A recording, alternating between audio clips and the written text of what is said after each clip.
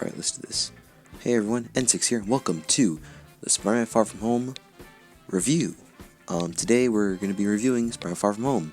The title suggests, and like what the title says, if supposing I actually decide to put this in the title, if I don't, I'll put something on the right now that says I am dumb, but the title literally says, Spider-Man Far From Home is far from perfect, but it's not far from being better than Homecoming, it's not far from being a good movie.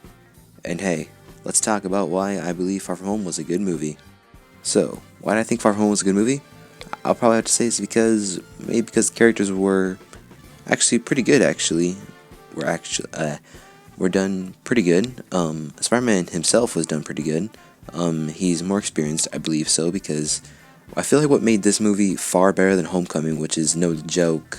This movie is far better than Homecoming, at least in my opinion.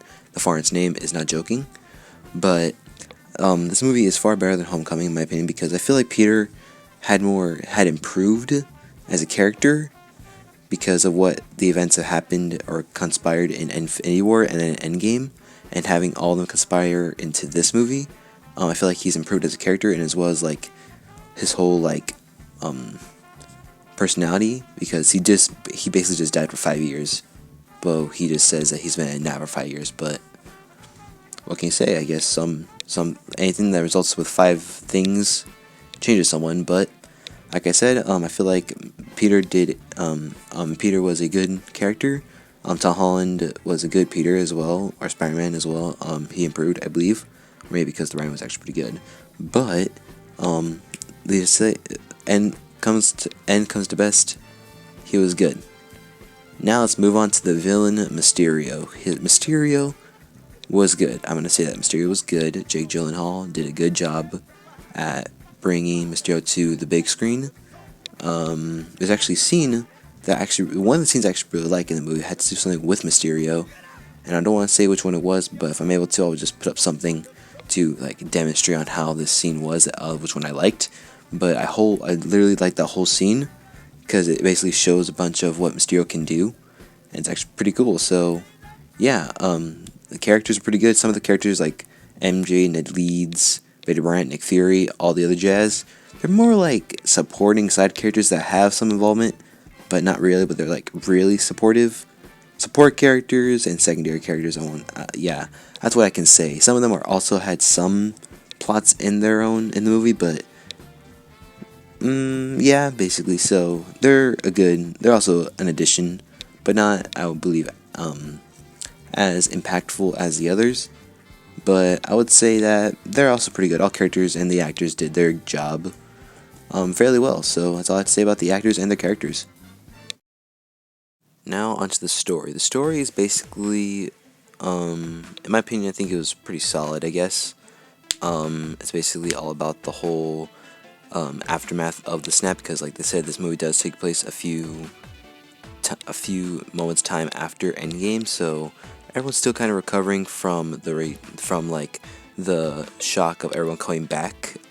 And yeah, they even specified this in the beginning of the movie, where basically we actually get a footage of I guess a band practice where the Infinity War snap happens, and half of the population in that footage actually goes away. But then in another footage, it shows when Hulk snapped his fingers, everyone returned, and then it was in the middle of a game, and they were doing what they did before they got snapped. So it kind of confirmed the theory of the many jokes and memes about the whole people returning where they were, because I'm kind of hoping that people who were on a plane when the snap happened, they were over water. So yeah, but nevertheless, we do get that kind of trying to readjust to this whole thing, because 5 years had passed, and that means some of the people that were in high school that didn't get snapped had grown up and became adults. So now I wouldn't say it's basically part of the plot, but you have these teenagers who should have been adults at this time return to this time where they could have been adults, but now they're in a time where many things have changed, and that I guess they're far from their home times. Oh, I think I see what you did there, Marvel. I think I see what you did there. So yeah, the story was pretty good. Maybe some minor things I would probably tweak or cut or probably put more importance to them, but than they got. But overall, I think the story was pretty good. Pretty was able to handle itself as a Spider-Man film, and yeah. Also, this whole the whole story with I guess you can call it part of the main plot or the subplot or whatever, a plot of the whole romantic relationship between Peter and MJ. That was pretty good as well, and yeah, I probably have to say is that the story was pretty good and solid, and minor things I would probably tweak here and there, but overall I think it was a pretty good story. Now, like most movies, this movie does have flaws. I would say a big flaw that I would have is probably the fact that probably the first act takes a bit too long. I don't know, it feels like it dragged a bit too long just to get somewhere to Act 2, but I feel like I'm gonna be probably do some things with Act 1, maybe tweak some things a bit, and it would be good. Then Act 2 was actually pretty good as well. Then Act 3 was good, but I do have a minor thing probably with it. My thing would probably it's also a minor tweak I'd probably fix, but it's not that important, but it is a minor thing I'd probably fix. And another kind of flaw or kind of thing I had a problem with it was the fact that